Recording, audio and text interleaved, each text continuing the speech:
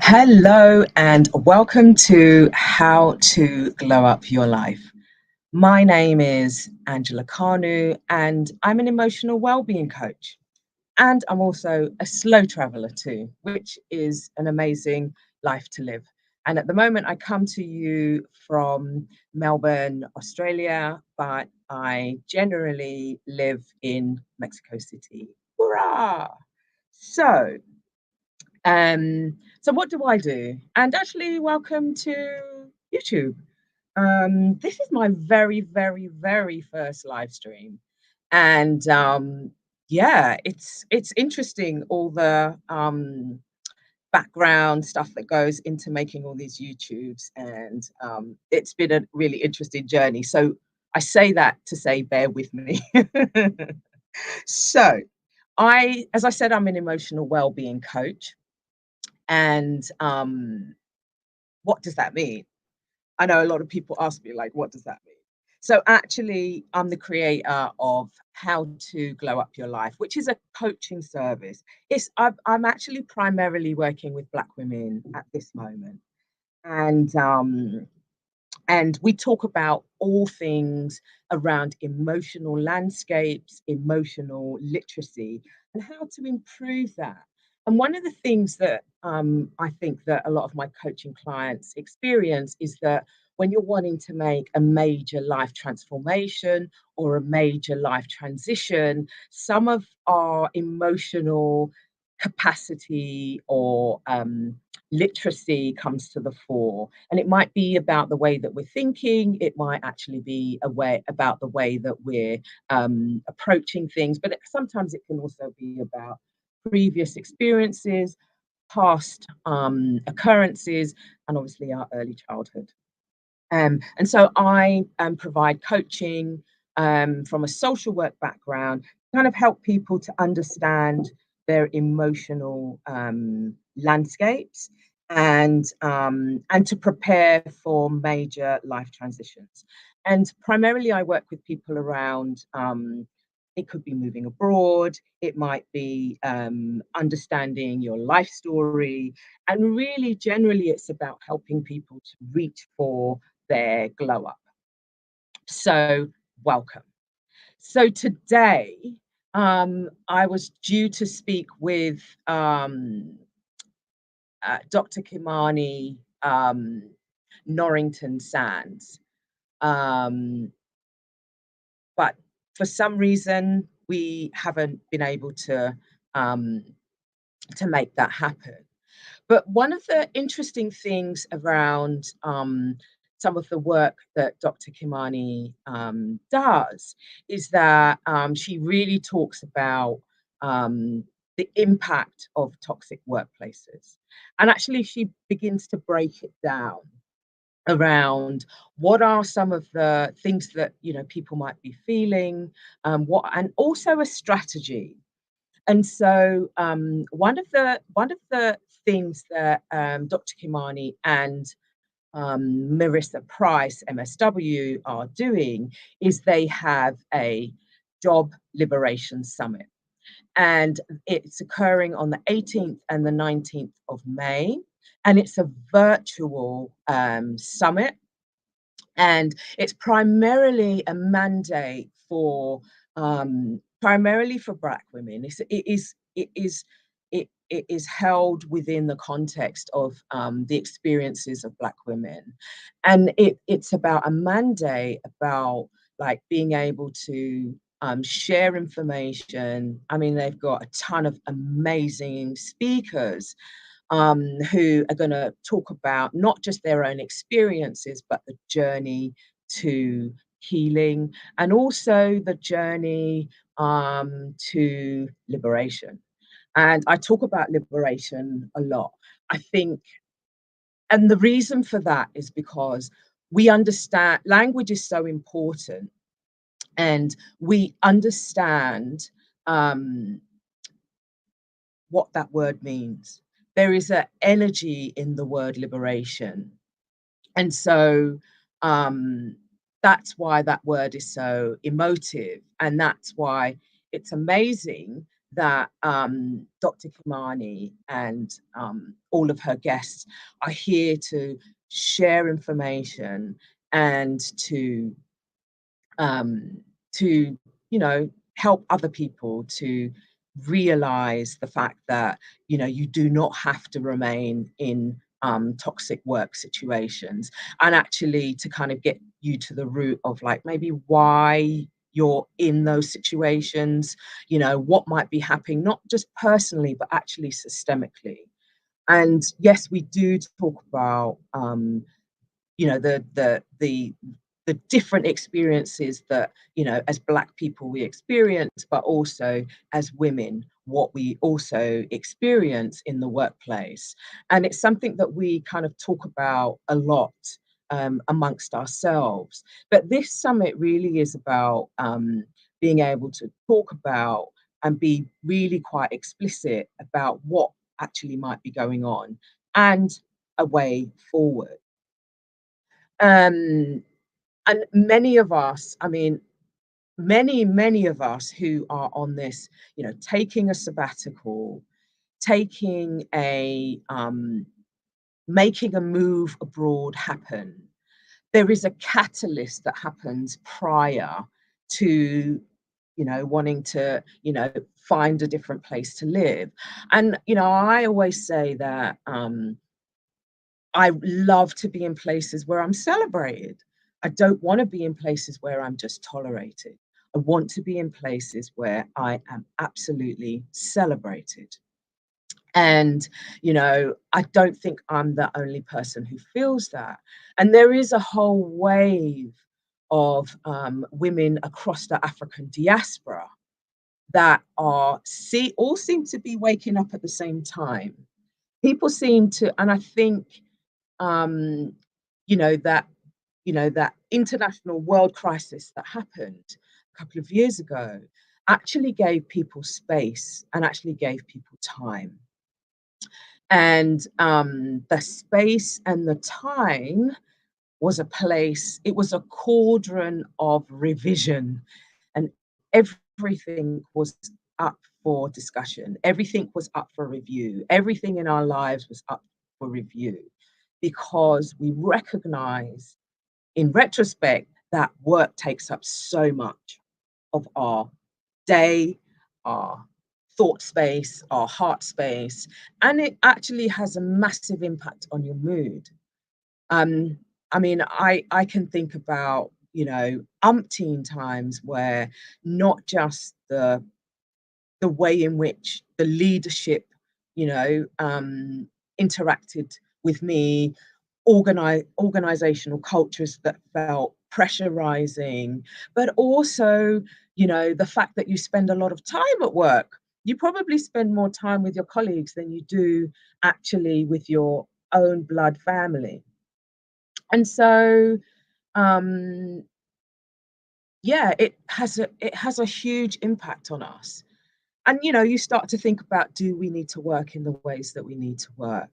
Do we need to be so dedicated to the work that we do?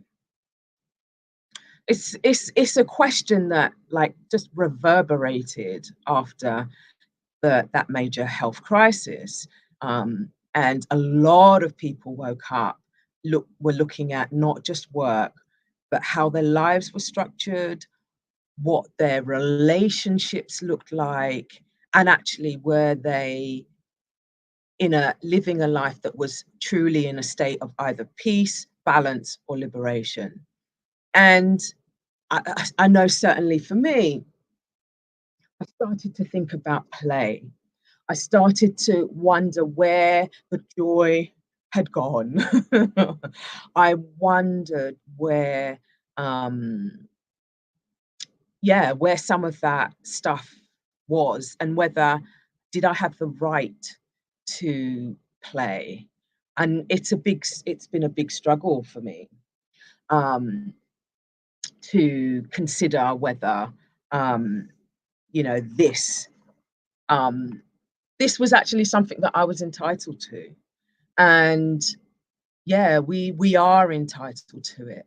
And I think as Black women, there's lots of places where oppression and discrimination meet.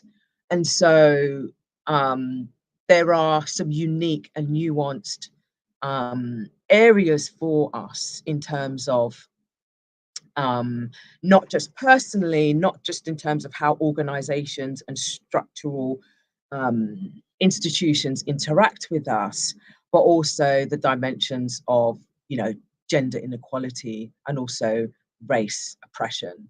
And so, yeah, there is a place for you know, summits like the Job Liberation Summit. And I would say, you know, if you are at all, you know, at that point where you just feel that like a change needs to be made, here are the details. You know, have a look at the summit. There are some incredibly inspiring women. Stephanie Perry from Exodus Summit, which has ushered in a wave of, I would call it, what do you call it when you're on a boat and you have a life raft? You know, it's like a lifesaver. And Stephanie Perry and Rashida Dow in Exodus Summit, and in a lot of the work that they are doing, are trying to refocus, particularly Black women, around their, not just their work experience, but like, what is the quality of your life? And there's a whole wave of women who are helping other women to reconfigure and just reassess your life. And they do it with so much gentleness and with so much understanding and with a lot of heart, as does Dr. Kimani Norrington-Sands. She has told her story as a psychologist. I mean, you think that in the helping professions that you might at some point be exempt from a lot of the shenanigans that go on in workplaces. And as a social worker, I can also attest to that as well. That yeah, she talks about her own experiences, and it's very interesting. And I'm actually going to show her YouTube, Lifting as We Climb Consulting Wellness Services. She has spoken to lots of women um, about their, not just about their experiences, but a strategy forward. Like, because you can be in that workplace and just feel the intensity of what you're doing, and actually feeling that maybe there isn't a way out, but there could be a way out. And, you know, sometimes we think that we have to do things by ourselves. I continue to say this. We don't have to do things by ourselves. And the great thing about this movement, this wave of like Black women reassessing their lives, is that um, is that people are already going before you. There are some incredible Black women who have already gone before you, and who are willing and able to really assist you to make a transformation. Like, we have this one life, we have this one opportunity to have, to make a bid for liberation.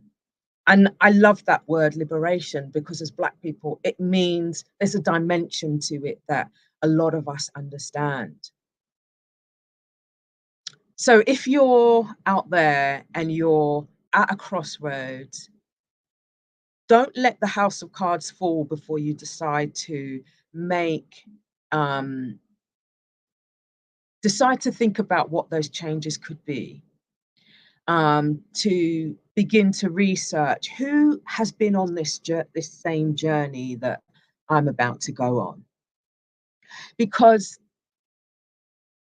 I mean, I think we kind of all know that the structures and the systems are not gonna, they're not gonna direct you into the right place. they're not gonna direct you to Exodus Summit, Dr. Kimani. They're not gonna direct you there. Um, but saying that, there is this, I don't wanna say underground, but it kind of feels like it's an underground of, Black women who have decided not just to liberate themselves, but to share what it is that they have, what it is that they've discovered. I mean, I before Stephanie Perry, I never really thought about house sitting. I mean, yeah, I have a history with dogs, and anyone that knows me knows I have a history with dogs. I'm getting better. I am getting better.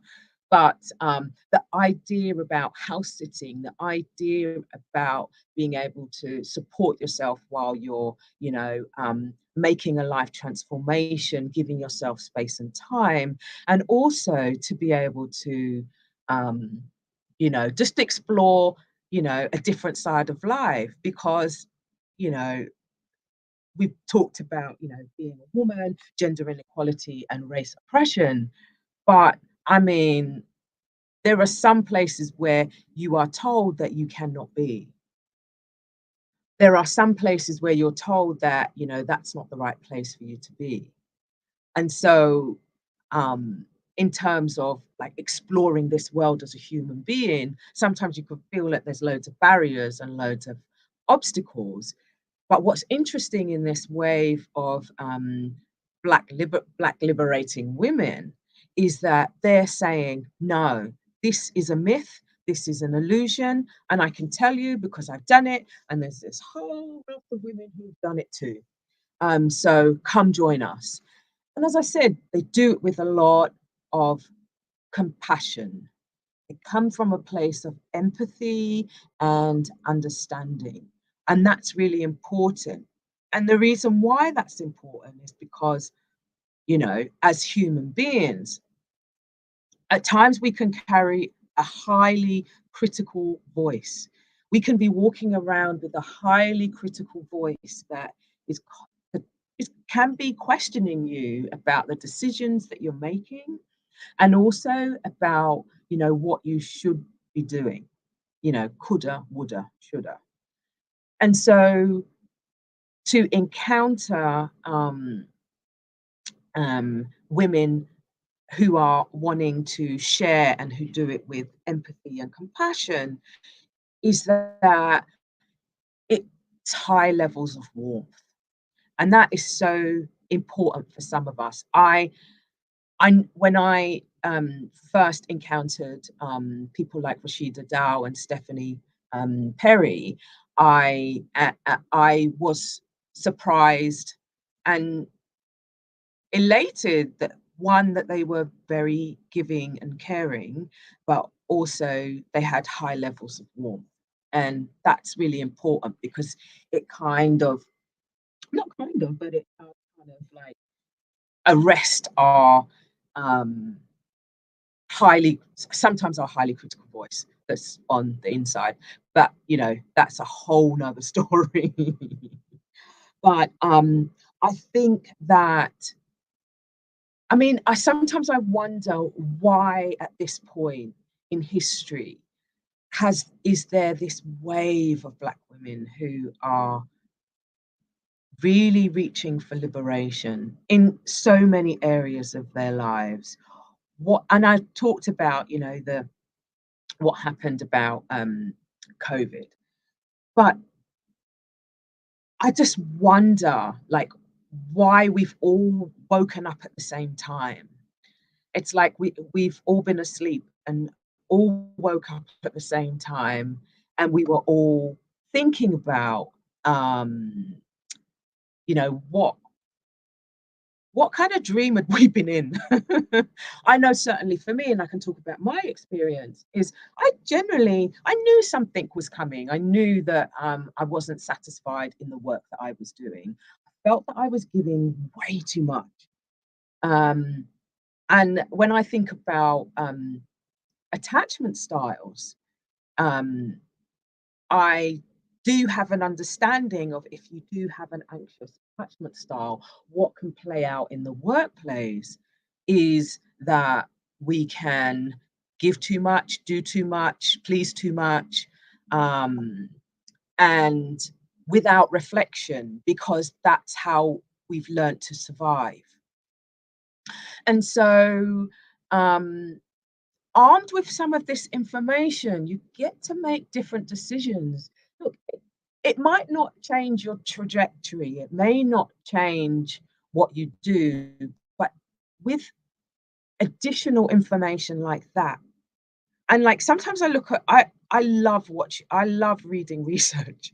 I love going into like research reviews and having a look and to see what's statistically, relevant, like, and what are researchers looking at, and what are some of the themes and what are some of the trends. Um, uh, so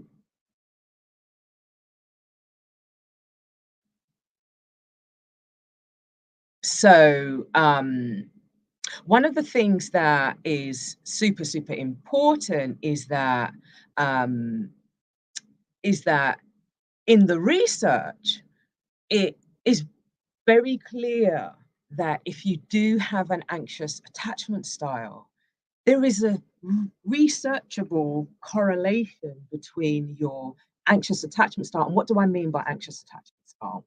So, um, what I mean is the anxious attachment style is an adaptive style that we develop as children, and it helps us to survive. So we adapt to our the parenting style that we receive.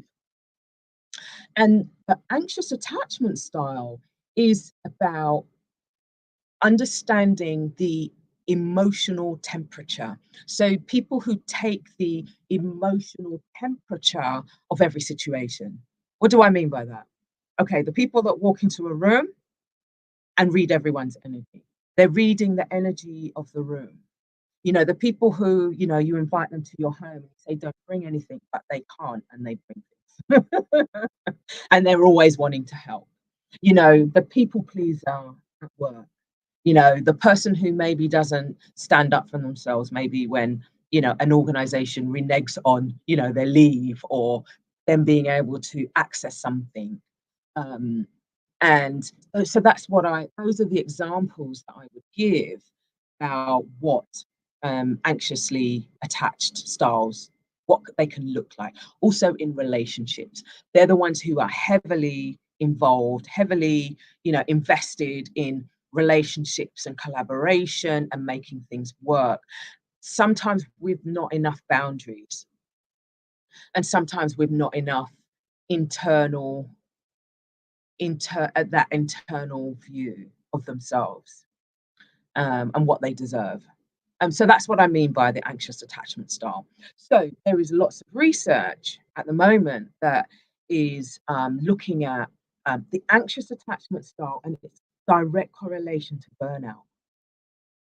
I mean, when I read this research, I stopped in my tracks. I stopped in my tracks because that is a massive nugget of information for us, and also there is research around if you have an avoidant attachment style as well, what that can look like in the workplace. And I I just picked off all the managers and leaders that I've ever had, and I was able to pinpoint relationships, pinpoint people, and pinpoint experiences that I've had, particularly in the workplace.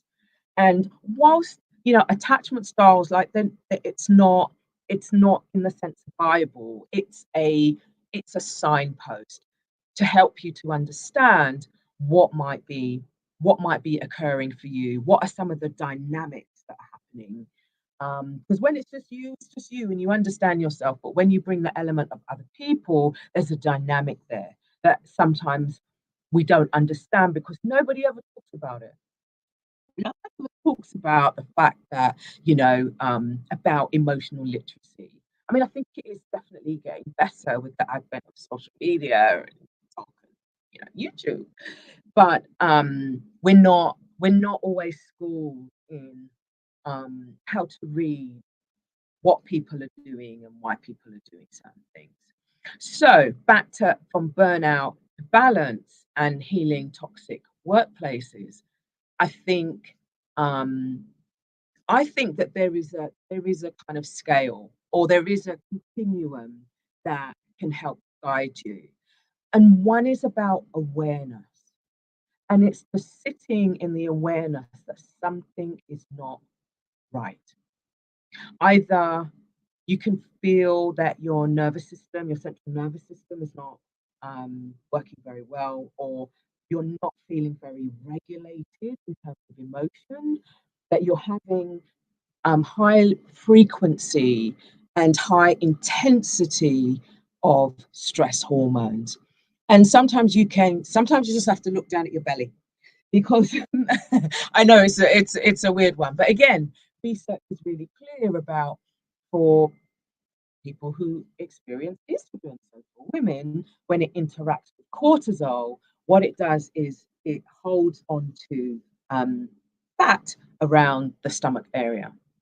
And I would notice as a seasoned social worker watching new social workers come into the field and that stomach area being pronounced and actually knowing that it was cortisol. So when you've got like levels of awareness and you're not pushing away the fact that you are feeling uncomfortable in a work environment, in a workspace, um, but that and actually sitting in it. That's one of the things that sometimes can be quite scary, and it's something that we're not always told, to do. And it is to sit in the uncomfortability. And you might think that you're gonna, fry your system or burn yourself out, but you're actually not. Um, what it does is it takes the sting out of um, the feelings, and so you're not being flooded.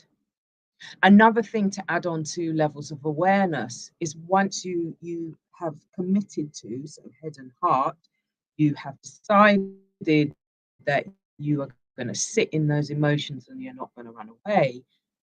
Actually begin to, if you can, if you have the presence of mind, begin to think about your breathing. And why is breathing so important? And people, I in my coaching business, some coaching clients have kind of almost looked at me twice, like breathing, come to you with some real issues, and you're talking to me about breathing. But actually, there's a rationale for it. There is method in the madness. Because more when you actually begin to breathe from your diaphragm, you are and when you're almost in that state of dysregulation, what it does is it actually sends a message to your brain to say, hold on a minute, don't release stress hormones. Please don't release cortisol yet. There is no there is no threat. And so that's why it's important. It is a circuit breaker. And that's why I'm a massive advocate of breath work in any shape or form, because it can stop you spiraling into something else. So we've talked about becoming aware that maybe you're getting to that burnout, high frequency, high intensity of stress. If you're able to think about implementing a breathwork strategy, and then we get to space and time. Look, these sound so simple. So you are giving yourself space and time. And that's one of the things that these jobs rob us of. The grind robs you of space and time. These highly stressful jobs that require all of your blood and your major organs.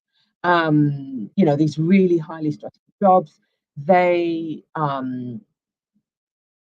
they can rob you of your concept of space and time. And I realized this once I took a sabbatical and like quit my job and sold everything and moved to Mexico from Australia. Was that my concept of time was skewed, and everything revolved around work. My identity was work. everything was work. Um, but in being able to give myself space and time, I was able to reclaim my sense of time.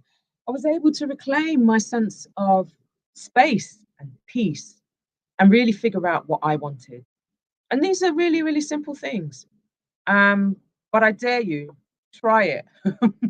You might find that you discover things about yourself, about what you need, and also old dreams. The dreams that you've put on the back burner start to come alive again. They kind of like pull you and say, do you remember that you wanted to be an artist? Do you remember that you wanted to learn how to do pottery? And so we've got um, increasing your awareness and sitting in, the comfortability of your current situation. Like then breath work, and then being able to carve out some space and some time. Um, and that also can look like active rest. It can look like physical rest. It can also look like mental rest as well. What would happen if you stop strategizing the day, stop strategizing the week, stop trying to be 5,000 steps ahead, stopped thinking about what you need to do next. I mean, I wonder, just as an experiment, if you took a day where you were just like, I am not going to strategize. I'm not going to think, to 5 o'clock. I'm not gonna start to plan, have conversations, imaginary, mythical conversations in my head with people, my manager, my colleagues, clients, Um, and do you know what that does? It allows you to receive. It allows you to go into the flow of your day. And it actually gives your brain and that internal voice a break. But it takes in your mind's eye committing to it, but it also takes in your heart committing to it that this is what you're going to do, because the two have to agree. Your mind, your thoughts have to agree, and as does, the beating of your heart. So that's what I would say if you are in that place of, burnout, but you're actually wanting to take um you are actually wanting to go into, balance. It's going to take um, you possibly doing different things. And for us as human beings, that can be quite scary to do different things. But the great thing is that you don't have to do it by yourself. As I've said, um, I am an emotional wellbeing coach, and you can reach out to me. In my bio, you will find my website, and if you want to reach out to me, but also if you want to follow me, my Instagram's also there too. But I've also talked about Stephanie Perry, and Rashida Dow, and Dr. Kimani Norrington-Sands, and also Marissa Price as well, MSW, who has a very, compassionate, very gentle liberation approach to Black women. And I would say, reach out, do your research. I know that you're tired. I know that you're possibly not in a state of balance, but any step, one step is going to be amazing, and the outcome is that you could potentially be living the life that you dreamed. You could be potentially out of that state of burnout and into that place of exceptional joy and balance and peace. So, if this has resonated with you at all, if you think that maybe this video might be good to share with someone who you suspect might be in that place of burnout, share this with them. If also you would like to subscribe. That would be amazing. It actually really helps me when people subscribe because it tells me that I'm on the right track, and that it's resonating. And it doesn't have to resonate for everybody, but that it's resonating. And I'd be interested to hear in the comments your story, of from burnout to balance, if you indeed do have a story, and any tips that you would add to this video for anybody who's watching. So we have come to the end of my very first live. It has been absolutely amazing. And I will see you on the next one. Bye.